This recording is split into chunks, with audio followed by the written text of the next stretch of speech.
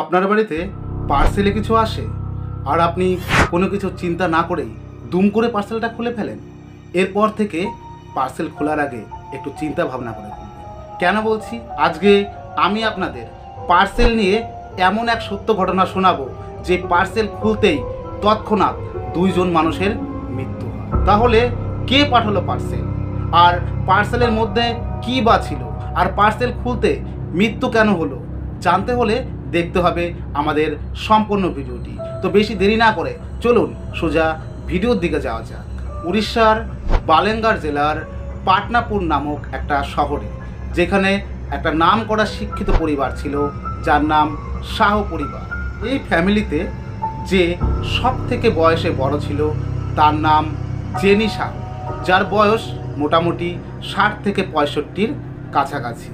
আর এই জেনি শাহের পুত্র যার নাম রবীন্দ্রনাথ শাহ। এই রবীন্দ্রনাথ শাহ ওইখানকারই একটা কলেজের অধ্যাপকের কাজ করত। তার স্ত্রীর নাম ছিল সংযুক্তা শাহ, সেও ওইখানকার একটা নাম করা কলেজের অধ্যাপিকা ছিলেন। রবীন্দ্রনাথ শাহ এবং সংযুক্তা শাহের একটা ছেলে এবং একটা মেয়ে ছিল। ছেলেটির নাম সৌম্যশেখর শাহ, যিনি কিনা ব্যাঙ্গালোরের একটা কোম্পানিতে চাকরি করতেন, এবং তার মেয়ে ডাক্তারি পড়ার জন্য বিদেশে থাকতেন। আর এই ফ্যামিলির ছেলে সৌম্যশেখর শাহ অর্থাৎ রবীন্দ্রনাথ শাহের ছেলে, তার বিয়ে ঠিক হয়েছে। পাত্রীর নাম ছিল রিমা রানী।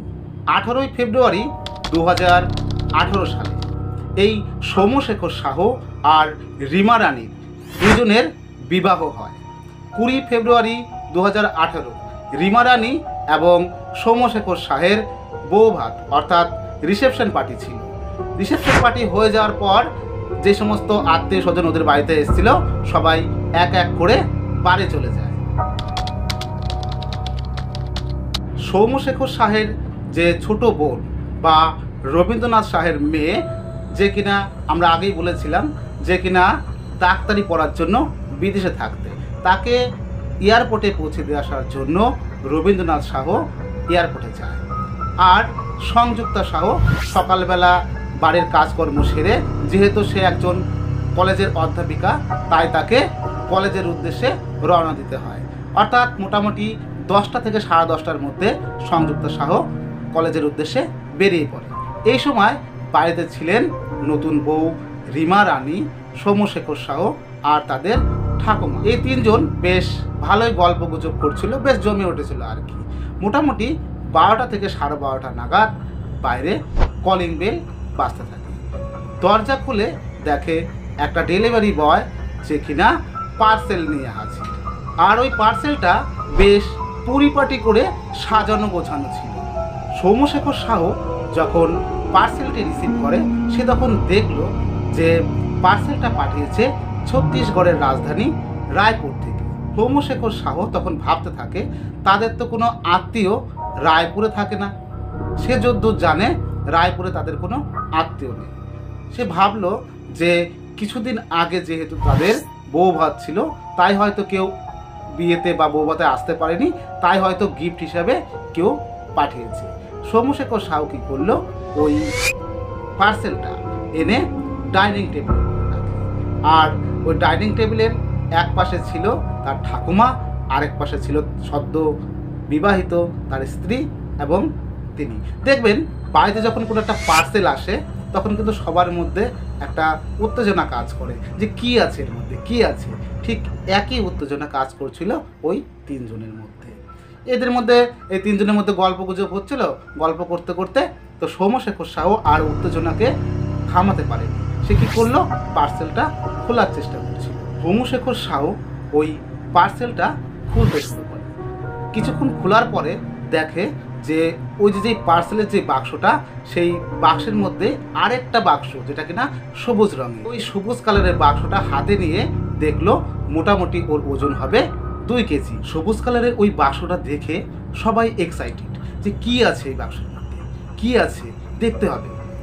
তো ওই সৌম্যশেখর শাহ যেই সবুজ রঙের ওই বাক্সটা খুলতে গেছে, দুম, অর্থাৎ একটা ব্লাস্ট চারিদিকে ছড়িয়ে পড়ল। একদিকে ঠাকুমা, একদিকে আর রিমা রানী, আরেকদিকে সৌম্যশেখর। তার প্রতিবেশী যারা ছিল তারা হয়তো ভেবেছিল যে তাদের বাড়িতে গ্যাস সিলিন্ডার ব্লাস্ট হয়েছে। সৌম্যশেখরের প্রতিবেশীরা যখন ওর বাড়িতে আসে দেখে যে রান্নাঘর পুরো চুরমার হয়ে গেছে। একদিকে রিমা রানী পড়ে আছে, একদিকে ঠাকুমা পড়ে আছে, আর একদিকে সৌম্যশেখর সাহু পড়ে আছে। কিন্তু সিলিন্ডার, তারা যেটা ভেবেছিল যে হয়তো সিলিন্ডার ব্লাস্ট করেছে, কিন্তু দেখে যে সিলিন্ডার ঠিকঠাক মতনই আছে। কি করবে? তখন প্রতিবেশীরা তৎক্ষণাৎ লোকাল যে হসপিটাল আছে তাদেরকে নিয়ে যায়।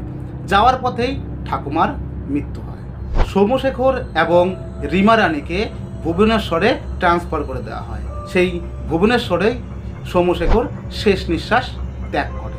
আর রিমা রানী, যার শরীরের 40 থেকে 50% অংশ আগুনে পুড়ে গেছিল, সেও বেঁচে আছে কিন্তু আইসিইউতে ভর্তি ছিল। রিমা রানীকে বলা হয়নি যে ওই ব্লাস্টের ফলে তার স্বামী এবং ঠাকুমা মারা গেছে। রিমা রানী বারবার বলতে থাকে তার স্বামী কেমন আছে, ঠিক আছে তো, আমি তার সঙ্গে একবার দেখা করতে চাই। তখন হসপিটালের তরফ থেকে বলা হয় যে তোমার স্বামী সুস্থ আছে, কিন্তু অন্য একটা ঘরে আছে, সে আরেকটু সুস্থ হোক, তারপর তোমার সঙ্গে দেখা করা। এই ঘটনা পুলিশের কানে যেতেই পুলিশ ঘটনাস্থলে পৌঁছায় এবং তদন্ত শুরু করে। পুলিশের প্রাথমিক অনুমান যে গ্যাস সিলিন্ডার ব্লাস্টের ফলেই এই দুর্ঘটনা ঘটেছে। পুলিশের মাথায় তখন অন্য কিছু কাজ করছিল না, কারণ ঘটনাস্থলে যে 3 জন ছিল তার মধ্যেই 2 জন অলরেডি মৃত, 1 জন মাত্র জীবিত আছে, তবুও সে তোমার মৃত্যুর সঙ্গে যুদ্ধ করছে। তাই পুলিশ বুঝে উঠতে পারছিল না কাকে জিজ্ঞাসা করবে। তো পুলিশ কি করলো? তারপর সংযুক্তা সাহুকে জিজ্ঞাসাবাদ করেন, বলেন যে আপনাদের কি কোনো শত্রু আছে? তখন সংযুক্তা সাহু বলে আমাদের কারো সঙ্গেই বিবাদ নেই।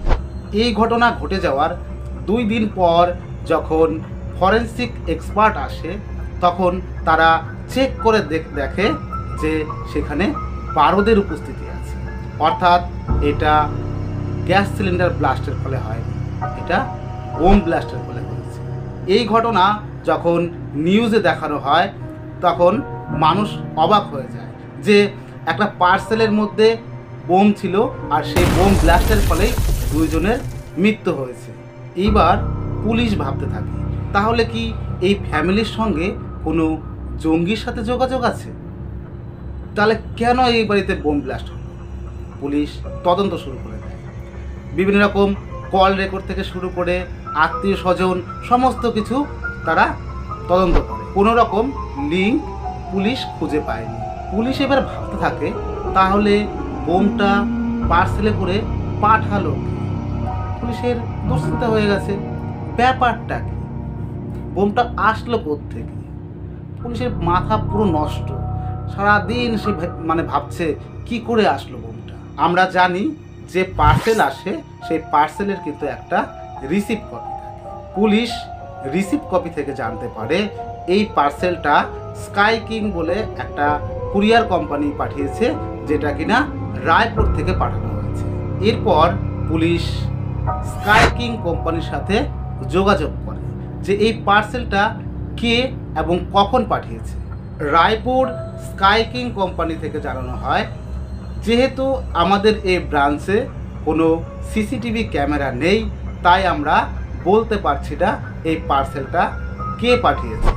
স্কাই কিংয়ের ওই অফিস থেকে আরও জানানো হয় যে এই পার্সেলটা 4 বার ট্র্যাক করা হয়েছে। পুলিশ তখন ভেবে নেয় যে এই পার্সেলটা ট্র্যাক করেছে সেই হচ্ছে গিয়ে আসল খুনি বা বোম ব্লাস্টের সঙ্গে যুক্ত। এটা পুলিশ ভাবে যেটা 100% শিওর এটাই হবে। পুলিশ এটা জানতে পারে একটা ডেলিভারি এজেন্ট যে কিনা ট্র্যাক করেছিল যে পার্সেলটা কোন জায়গায় আছে, গ্রাহকের কাছে পৌঁছালো কিনা। এইবার পুলিশ ভালো করে ওই রিসিপ্ট কপিটা দেখে। রিসিপ্ট কপিতে লেখা ছিল RK শর্মা।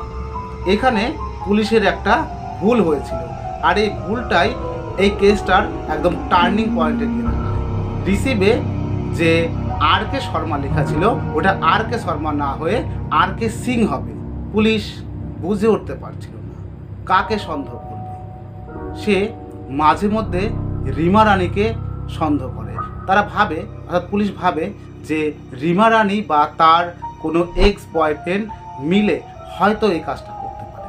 রিমা রানীর কল লিস্ট চেক করা হয়, সেখানে সেরকম কোনো সন্দেহজনক কিছু পুলিশ পায় না। তদন্ত করে পুলিশ এটা জানতে পারে আজ থেকে 1 বছর আগে সৌম্যশেখর শাহের নম্বরে একটা অচেনা নম্বরে ফোন আসে এবং বলা হয় যে তুই রিমাকে বিয়ে করবি না, যদি বিয়ে করিস তাহলে তোকে পৃথিবী থেকে সরিয়ে দেবো।